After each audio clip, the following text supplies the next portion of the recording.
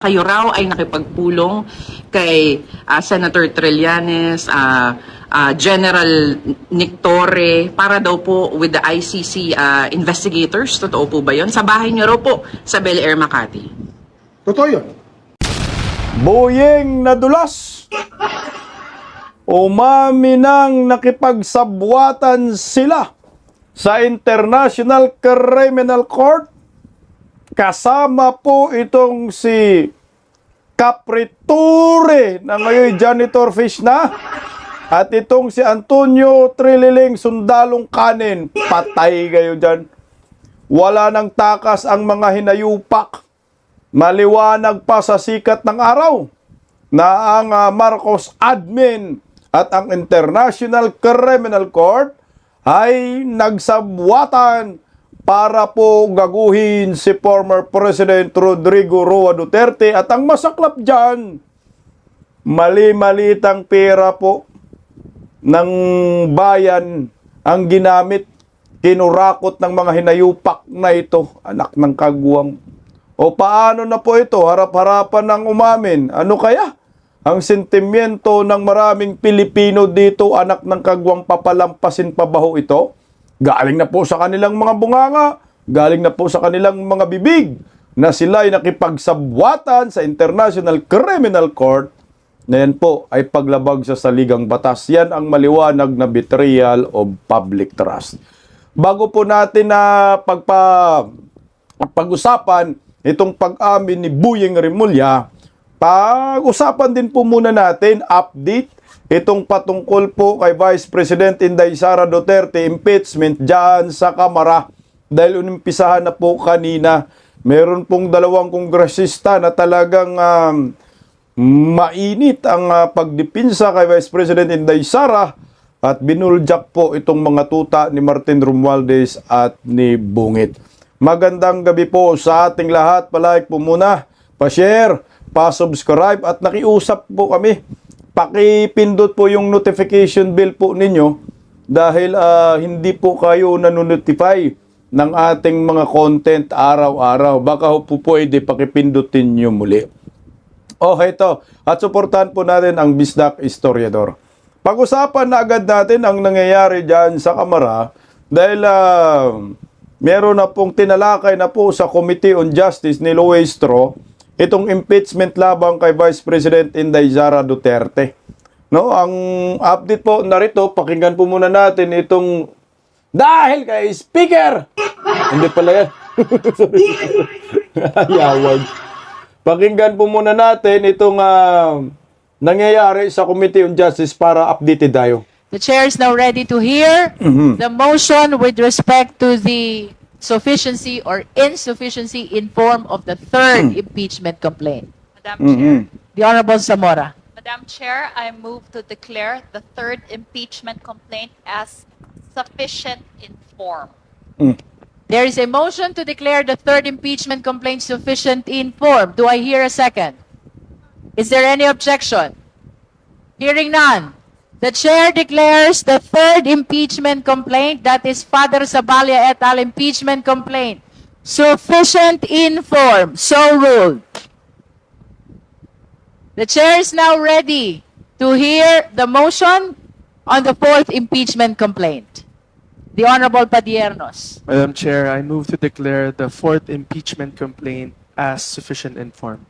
There is a motion to declare the fourth impeachment complaint, that is Cabrera impeachment complaint, sufficient in form. Do I hear a second? The same has been seconded. Is there any objection? Hearing none. The chair declares the fourth impeachment complaint, that is Cabrera impeachment complaint, sufficient in form. So ruled. Ayan na po ang nangyayari mga kabisdak. So yung diniklara na pong sufficient in form ang impeachment complaint labang kay Vice President Inday Sara Duterte, yung third and fourth, no? Kasi po yung unang impeachment complaint ay ibinasura, wala daw sa forma. Pero ito hindi pa po ito totally butuhan na para sabihin na si Inday Sara ay pagbubutuhan para ma-impeach. Wala pa po yung in substance, no? Kasi yung substance nasa Palacio de Polvoron. Yung pangalawang impeachment nga po, nag-withdraw itong sila ni Kiko D ng gulo lang, Laila de Lima, Tindig Pilipinas. Di pala dapat Tindig Pilipinas ang tawag sa inyo, Yoko Pilipinas. Dahil umatras po sila, winidraw nila formally kanina. Kaya nga ang pinagbabutuhan na lang nila yung third and fourth impeachment. So ngayon, diniklara po ng Committee on Justice. Yung si Zamora, tandaan po natin yan ha. Anak ng kagwang hinayupak babae, pumaldo rin to sa malita. Third and fourth, no, diniklara po nilang sufficient informed. Ngayon ho, ano po ang mangyayari dyan? Sa susunod na hearing, pagbubutuhan naman nila kung sufficient in substance yung complaint against sa Inday Sara Duterte. Pero titingnan po natin kung ano po ang pulso ng mga ito kasi nga ang Kongreso ngayon wala na po yung haligi ng kanilang pagkademonyo. No, itong si Tambaloslos, Martin Romualdez, buayang hinayupak, wala na silang pondo eh. Siyempre, hindi naman maglalabas ng pondo dyan si Martin Romualdez dahil nga iipon na yan. Lapit na yan ipakulong ni Vice President Inday Sara Duterte. Pero bago riyan, no, heto, kadugtong po ito sa pag-uusapan natin ngayong gabi, itong patungkol sa mga mali-malitang pera. No. Isipin mo, mantakin nyo, yung mga nag-i-sponsor, no, na gustong ma-impeach si Vice President Inday Sara Duterte, nakalagay po yan sa affidavit, pumaldo ang mga yan. Kasama na po yan si Laila de Lima. O ito, basahin po muna natin, i-recall natin yung mga napangalanan po sa affidavit ng mga retired Marines na sa trending nga po ito sa social media, no? Para tingnan natin kung gaano po sila kalinis, mga hinayupak tong mga to, sarap, tamna ng tetirikan ng kandilang itim. Ito po yung mga kongresista na pinangalanan po sa affidavit, no? Ito na po, sa affidavit ng mga ex-Marines, ito, sila ni Abanti, number 1 sa listahan, Bini Abanti, sa townhouse po diniliber. Si Kung Akop, kasama rin yung yumaong Akop na nababash. Adyung Sia, Alvarez Jose, tsaka si Ang Jujo, Barunda Julien, Barbers East, Bernos Ching, Brosas Arlene, yan po yung mga gustong ma-impeach si Inday Sara, Friends Castro, suki nyo, Joel Chua, Manix Dalipi, Laila de Lima, Dan Fernandez, Garin, Janet, Garin, anak ng Garin nga, oh. Gonzales Dung, Kong Honji, Loestro Gerbil, utang inumin mo Jinky, mag-inhibit ka dyan, Raul Manuel, Sandro Marcos, Paulo Ortiga, Joseph Paduano, Kimirot Kimbo, Romualdez Martin, Suarez, JJ at Erwin Tolpok. Ito po yung mga kongresista na pangalanan po sa affidavit ng mga ex-Marines. Ayan po, wala kayong takas na mga animal kayo. Kaya po nasita sila dyan. Lalo na itong si Laila de Lima at sa si Gerbel Luistro, binira po ni Bung Suntay. Nagkagulo po diyan sa Kongreso kanina dahil nagmalinis itong mga hinayupak ng mga buhayang ito. Ito, pakinggan natin itong banat ni Bung Suntay. Thank you very much, Madam Chair. Mhm.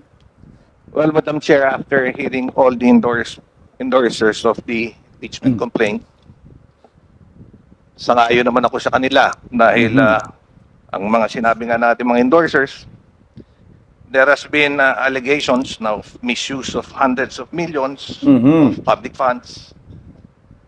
Merong mga sworn affidavits, merong mga allegations na binitawan, merong usapin regarding betrayal of public trust, graft and corruption. Kagaya nga ng sinabi ni Congresswoman Renico, hindi dapat tayo matakot ungkatin ang katotohanan. Mhm. At kagaya ng sinabi ng aking kaibigan, si Pastor Benny Abante, public office is a public trust. We should proceed with fairness and without fear. Patay tayo dyan. Bottom line, we have to be impartial. That's why I would like to raise this. In the light of serious allegations contained in a joint affidavit issued last February 23, that has been reportedly transmitted to the Office of the Ombudsman.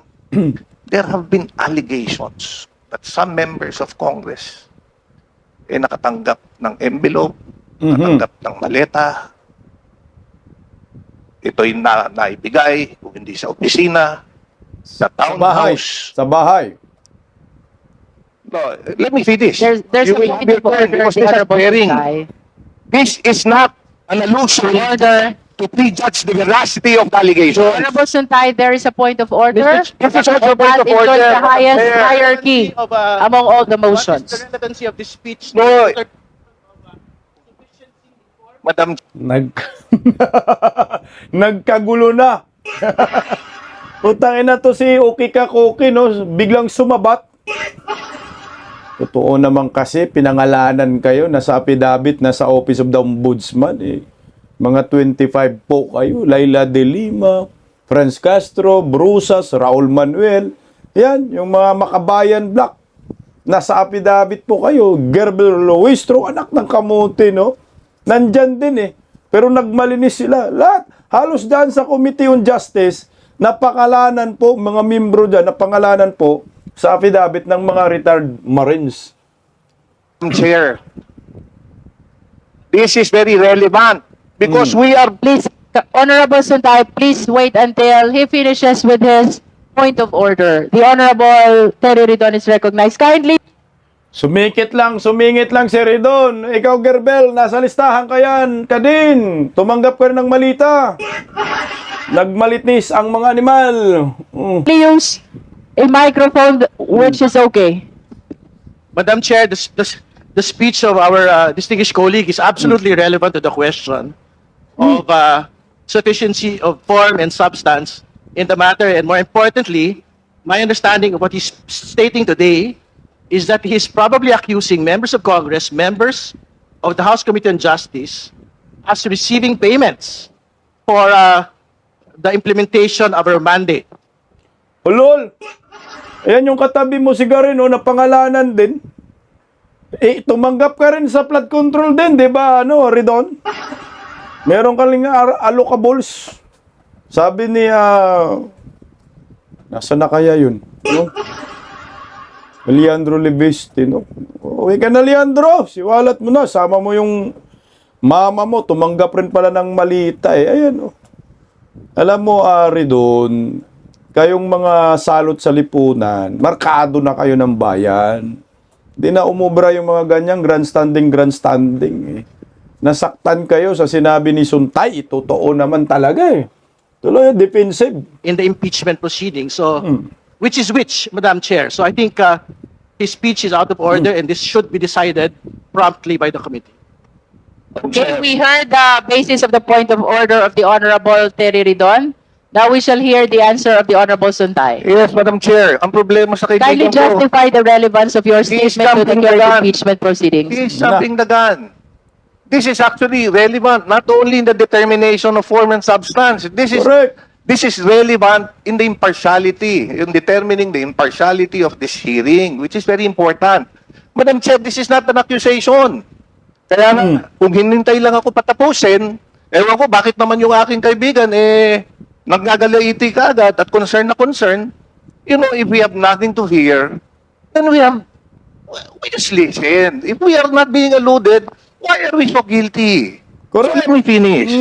The issue here is not to prejudge the veracity. Guilty, kaya pumiyok ang mga hinayupak. Hindi naman talaga akusasyon dahil nga totoo naman sinabi ni Suntay na merong mga ex-Marines na nagsasabing ikaw Gerbel, ikaw Garin. Yung mga buhaya kayo, tumatanggap kayo ng malita na deliveran kayo. Ano yan? Akusasyon. Hindi yan akusasyon. Sinabi lang ni Suntay na yung totoo na merong nagsampa dyan sa ombudsman. That's that reality. Hindi naman ako sa si Suntay itong na cookie, oh. Of the allegation. However, given the gravity of the claims and the potential impact on the credibility of the committee's proceeding. Exactly. Ang gusto ko, maging malinaw lang po, hindi ko hinuhusgahan yung aking mga kasamahan o ipagpalagay na totoo ang mga aligasyon. Hindi rin po ito personal na laban sa sino man sa inyo. Sa katunayan, ang layunin ko ay kabaligtaran upang protektahan ng bawat isa sa inyo. Mabigat kasi may listahan na nilalabas eh. Correct. Ang gusto ko po sa ganitong pagkakataon, Madam Chair, naniniwala ako na mas mabuti na tayo mismo ang magharap at maglinaw ng issue. Kaya kaysa maging bulong-bulungan pa ito. Bigyan natin ng pagkakataon bawat membro ng committee. Pagkakataon mismo na mag-assess ng kanilang sitwasyon or if they can be an impartial member of this committee. Yun lang. Kung sa tingin nila, they can be an impartial, then let's proceed. However, if they think that baka pagdudahan yung lalabas dito na resulta, then let's allow them if they want to recuse. If Honorable Santay, Pinatayan. with all due respect, unless all your manifestations have complete relevance to the current impeachment proceedings, you are enjoined by the chair to proceeding to your manifestation. That's why, Madam Chair, Ordered.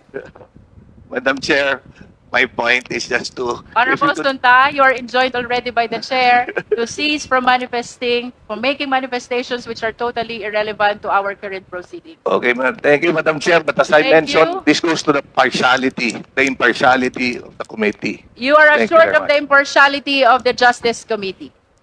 Now we shall proceed to the determination of sufficiency in form. Thank you, Honorable Alal. Suntay. Impartiality. You can assure our impartiality. Walang impartiality yan, buang. Ikaw, may impartiality. Inapangalanan ka nga dun eh. Gerber Luistro, kung may delikadisa kayo, ako nakuha ko yung point ni Suntay. Para magkaroon tayo ng relevance at credible tayo, na tinatalakay natin yung patungkol sa mga akusasyon laban kay Vice President Inday Sara tungkol sa korupsyon, kayo rin eh. Kayong mga nag-akusa, kayong mga nag-i-sponsor sa impeachment laban kay Inday Sara, at kayo dyan sa Committee on Justice, mga miyembro, inakusahan din kayo ng korupsyon. Dinideliveran din kayo ng mali-malita na mayroon na nga reklamo sa ombudsman. Kung may delikadisa kayo, mag-inhibit kayo. Umalis kayo dyan sa pwesto ninyo. Dahil wala kayong kredibilidad. Yan ang punto riyan ni Suntay. O ito, gusto nila ipabura yung sinasabi ni Suntay, pero pinalagan po ni Marcolita. Tsaka na bakit nyo ipabura? Totoo naman talaga, may nagreklamo sa inyo, mga hinayupa kayo. Umanggap kayo ng malita. Madam The Honorable Diaz-Guerin. Madam Chair, prior to proceeding with the indulgence of the members of this committee, since the allegations Oy, hinawakan si Gerber Luistro. Yung dalawang mga buhaya na nag-enjoy ng mali-malitang pira. Ang sarap ng hawak ni Pastor Abantisan. Tur! Uy, Mangkanor, Mangkanor. Sabi nga ni kong pulong, Pastor Jack, huwag call, bata pa ko, call. Hawak talaga sa balikat? Hawak talaga sa braso? Tindi ng pastor na to, ha? Anong binulong ninyo dyan? Bulong-bulungan kayo kung paano, bosin yung kaba ng bayan. Eto, gusto nila pabura eh. were baseless and not contained in an affidavit, and this is the subject of an impeachment complaint totally unrelated to what was mentioned. May I move that the words and the allegations as contained for congressmen getting money in the office and being delivered in the townhouses be stricken off. Totoo namang garin, dimbag sa Queen. Nandun ka rin. Nasa ombudsman na nga eh. Putangin na itong mga buhaya kahit kailan sinungaling. Tingnan mo ha. Ito yung mga taong ito, mga bugok ito, gustong ipa-impeach si Inday Sara, pero sila yung dinideliver sa kanila ng mali-malitang pera na inakusan ngayon ng mga ex-marines, putang ina, itanggi nyo yan. Kaya nyong itanggi? Lus-lus nyo. Sige nga, oh. Of the records. So move, Madam Chair. There is a motion to strike off from the record the manifestation of the Honorable Suntay with respect to the money taken or received in relation to the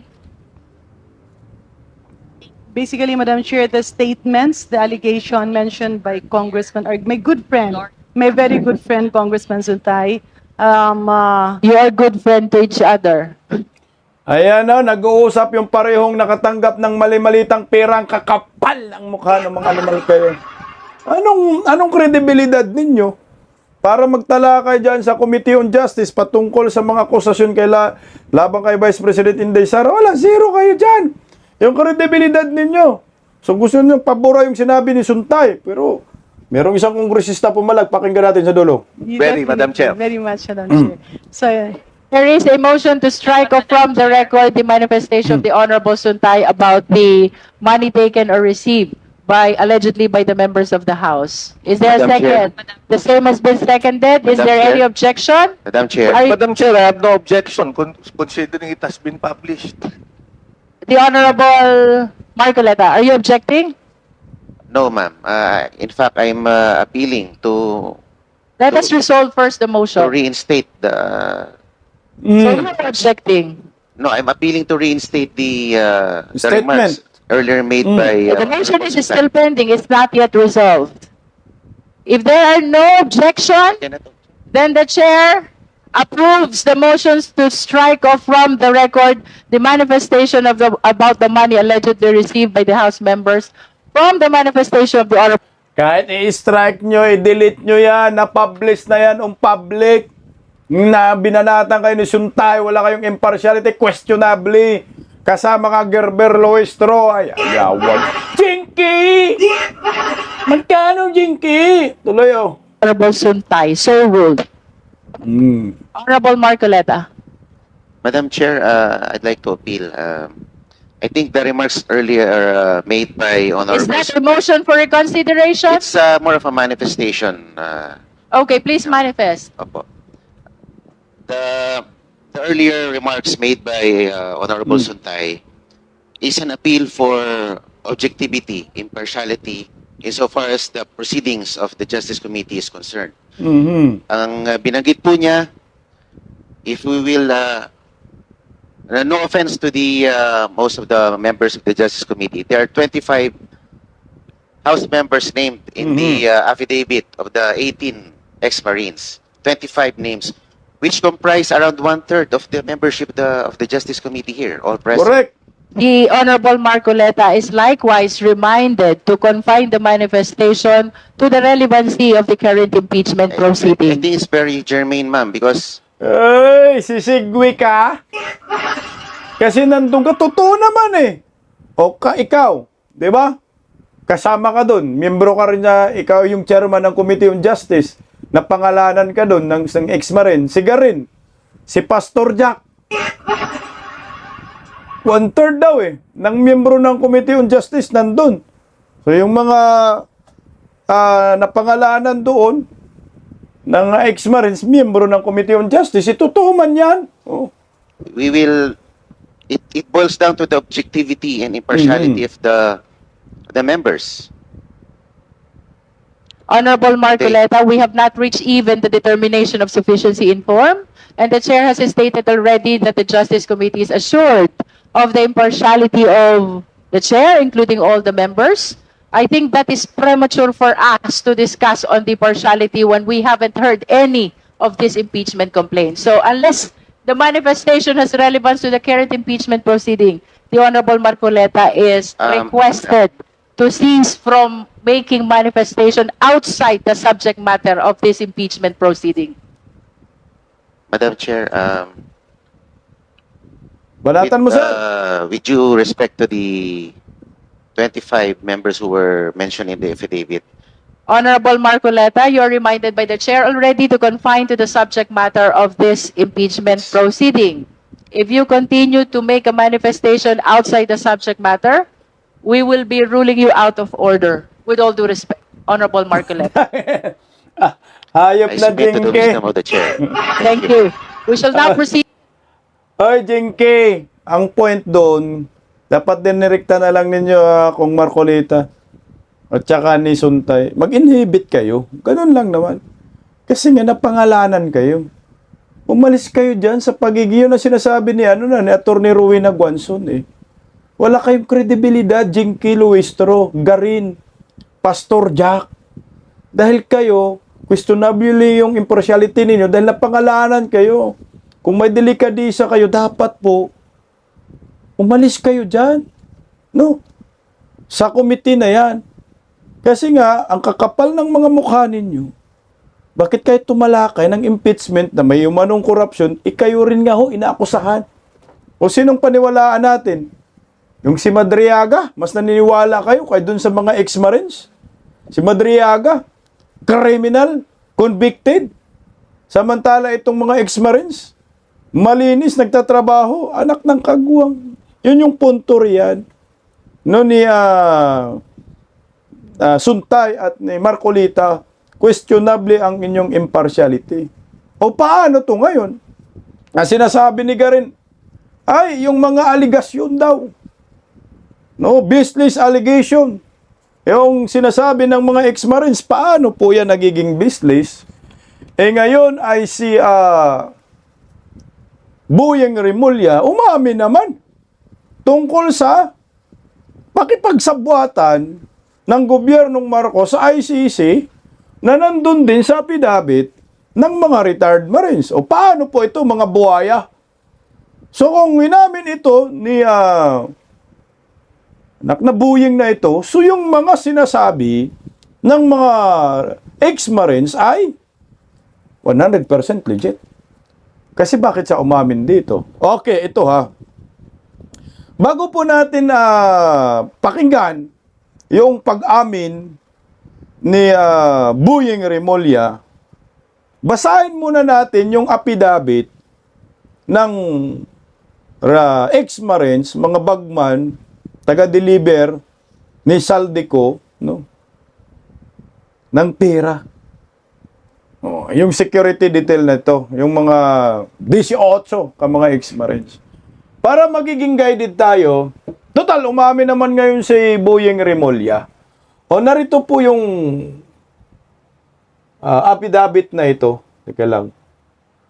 Para magiging tayo, magiging patas at makasabihin, gumagawa lang tayo ng kwento.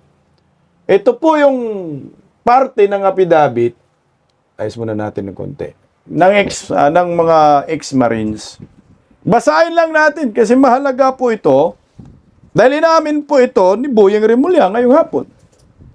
Ang sabi dyan, si Chantal Daniels at William Rosato ay nagkaroon din ng meeting sa isang bahay sa Bel Air, Makati na sa pagkakaalam namin ay bahay ni dating DOJ Secretary Boyeng Rimulya.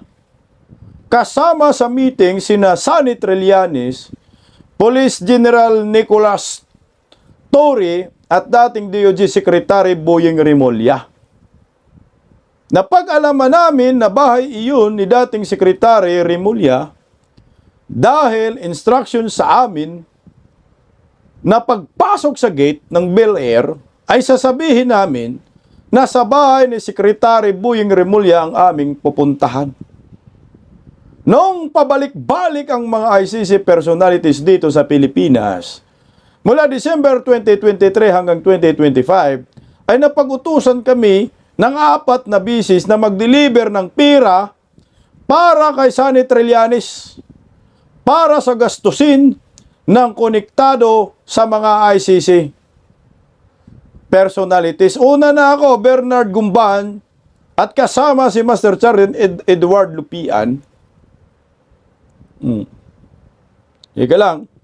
At John Paul Estrada ay nag-deliver ng isa pang paper bag na cash sa kanyang opisina sa Quezon City.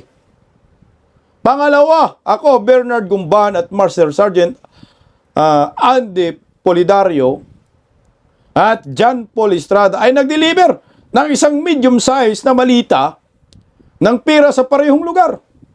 Pangatlo at pang-apat ako, Anselmo Taberdo, kasama si Mark Tiksay at Roberto Albarico Jr.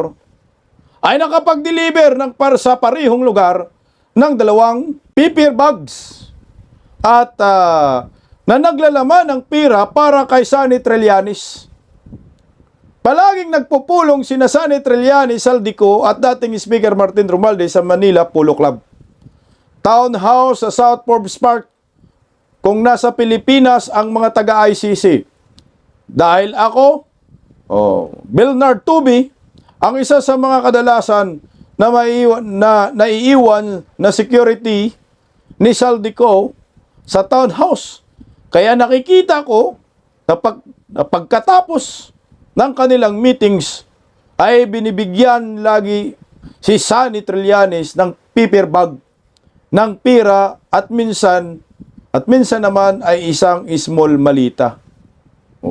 Palitan kami sa aming security duty para sa taga-ICC.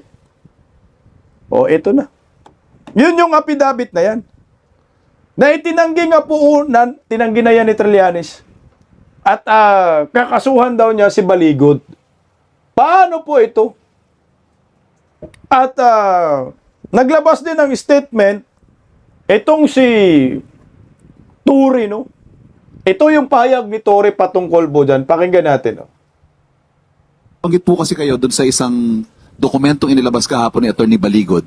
Sa isang pulong daw nakasama kayo ni Martin Romualdez at Saldico. Ito po ay para suportahan ng kanilang aligasyon na binabayaran daw yung mga ICC investigators. At your name was mentioned as present doon po sa isang meeting sa isang bahay sa Bel Air. What do you have to say to this, General? Alam mo, nakita ko rin yung affidavit na napakarami ng pangalan na involved, no? Allow me please to reserve my comments regarding that matter kasi hindi nga natin alam kung yan ay kaya nilang isubstantiate at tataasan nila ng kamay para sila ay mag-subscribe dyan. Baka mamaya at the end of the day sasabihin joke only yan eh. Di ba? So it's really non-issue right now for me because hindi naman akong bida dyan. Napakarami ng pangalan dyan. Well, you don't know where this is coming from. Most probably, alam ni Atty. Baligod yan kung saan ang gagaling yan pero nasa sa kanya ngayon yan kung ano ang kanyang purpose regarding that matter. Salamat po. Thank you, Secretary. So ngayon, paano to ngayon, Turi? Turi Ruth?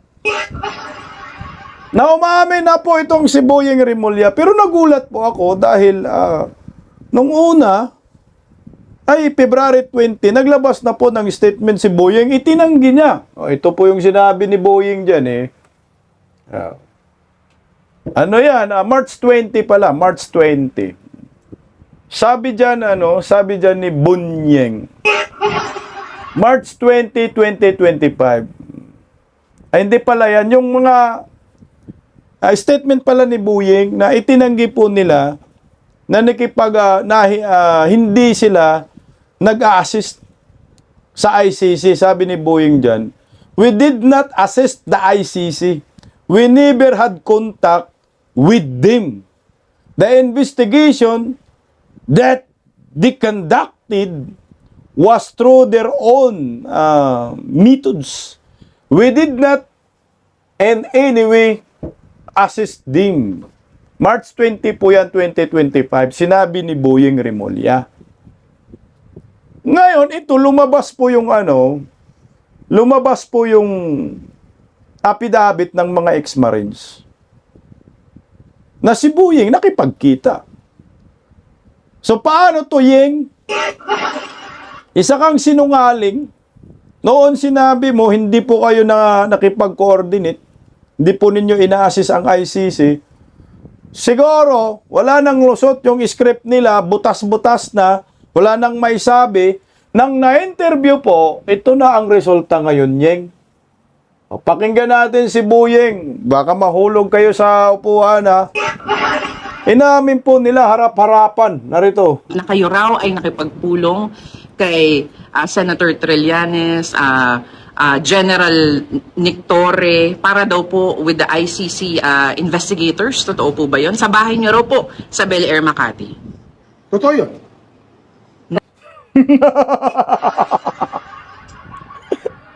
Matanda, hindi na nagsinungaling, oh. Totoo yun. Hindi itinanggi. Inamin niya na sa Bel Air, kasama si Trillanes, si Turi, nagmi-meeting with ICC. Mga traidor kayo, animal kayo.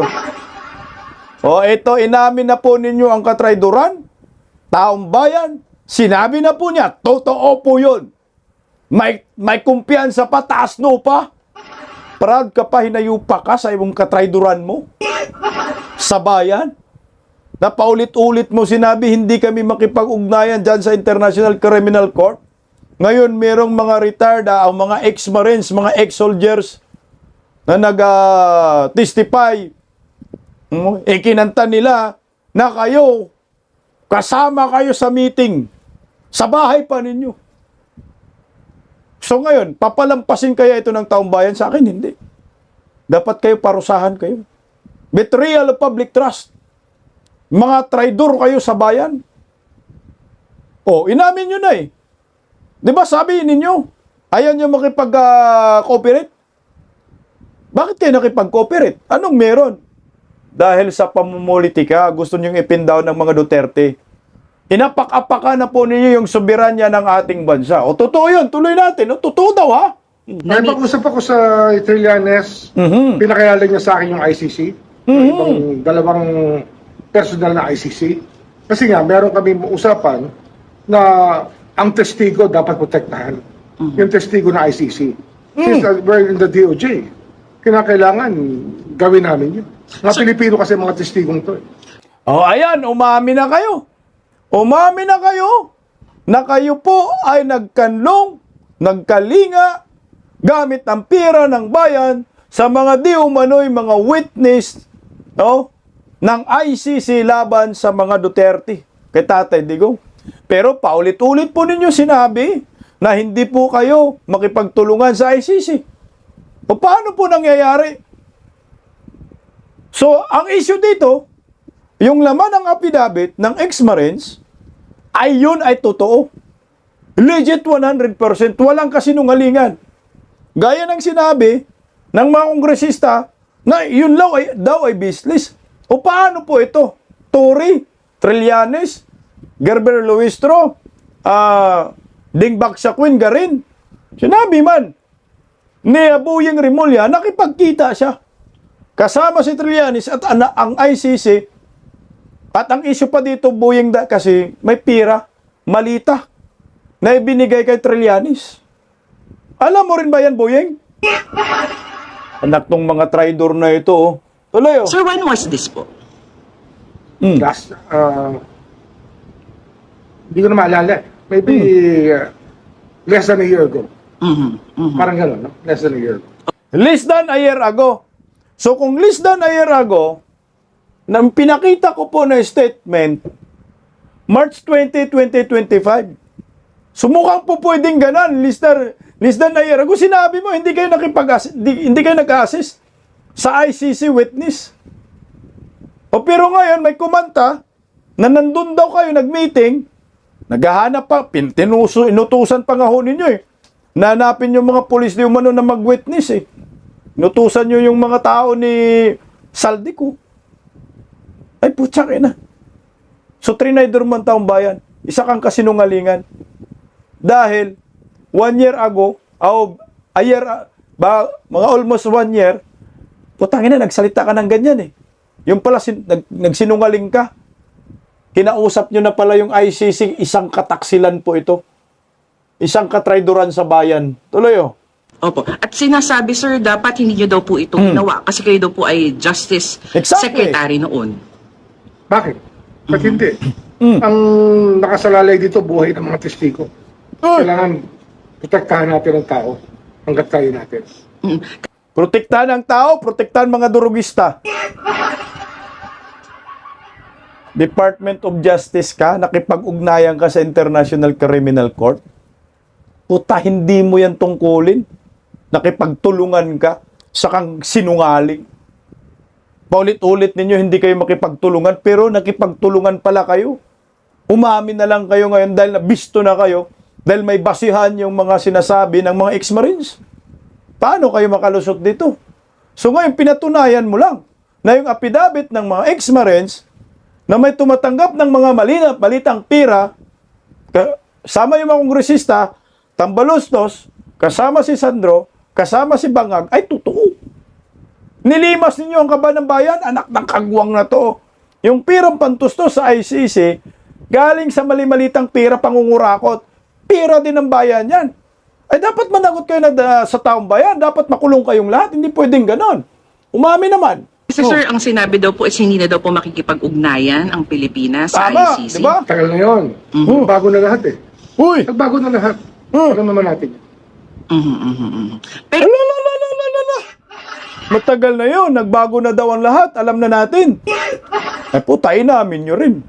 Na trinidor talaga ninyo si Tatay Digong, kayo ang nagkidnap kay Tatay Digong. Hindi pwedeng ganun, na nagbago. Kasi nga, hindi tayo miyembro ng International Criminal Court. Bakit nakipag-ugnayan ka? Inamin mo ngayon. Na hindi tayo miyembro ng International Criminal Court. At involved pa dito pera ng bayan. Naku, Boyeng. Mananagot ka talaga dito. At dapat ka dyan sa ombudsman, umalis ka dyan. Wala kang kredibilidad. Dahil kayo, mga sangkot kayo sa pagkidnap kay Tatay Digong. May kaso ka sa ombudsman, naging ombudsman ka, anak ng kwambong. Hindi matatanggap yung sasabihin mo. Matagal na yun, hindi matagal na yun. Hindi po pwede kasi nga, hindi pa naman po tayo miyembro ng ICC. Nag-withdraw tayo eh. Di ba ho? Kung hindi tayo nag-withdraw, walang problema yon. Hindi natin kikwestiyonin ang pakipag-ugnayan ninyo diyan sa International Criminal Court. Pero yung mabigat dito, ay namin niya na itong affidavit ng mga ex-Marines ay totoo. Di ba? Hindi gawa-gawa. Sarili pong knowledge ng mga yan. Buhay sila na testigos, personal knowledge po nila na kayo ay nakipag-ugnayan sa International Criminal Court at pinunduhan po pa ninyo ang ICC gamit si Trillanes. Ikaw, Torre, malapit na kayong makulong. At dapat, pagdating ng 2028, makikita namin kayong makulong sa bilangguan dahil sa inyong kataksilan. Wala na kayong takas dito, Torre. Markado na kayo ni Inday Sara kasama ka Boyeng Remulla at Trillanes. Paggising sa umaga, tanghali at gabi, nakikita ko ang post niya, ang hapdi. Paano nga ba to? Di ako makatanggi. Watch ko na lang at isipin ng mabuti. Bisdak Pilipinas. Bisdak, tinig ng katotohanan. Sa bawat vlog may laban sa kasinungalingan. Mulat ang mata, gising ang masa.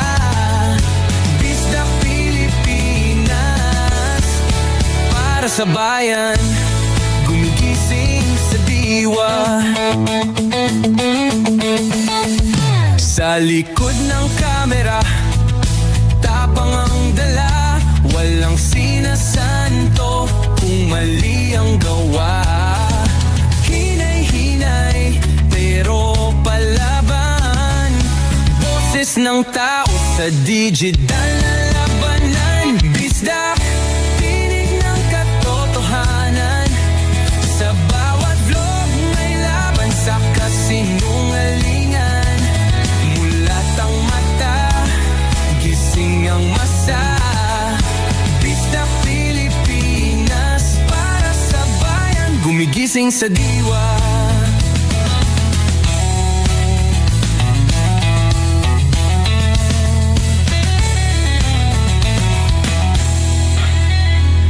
Hindi artista, hindi politiko, pero ang katotohanan, sigaw niya ay buo. Sa YouTube o Facebook man siya makita, may aral ka pa rin, may uwi sa bawat salita. Bisdak, gising sa katotohanan, di lang kwento, kundi panawagan. Sa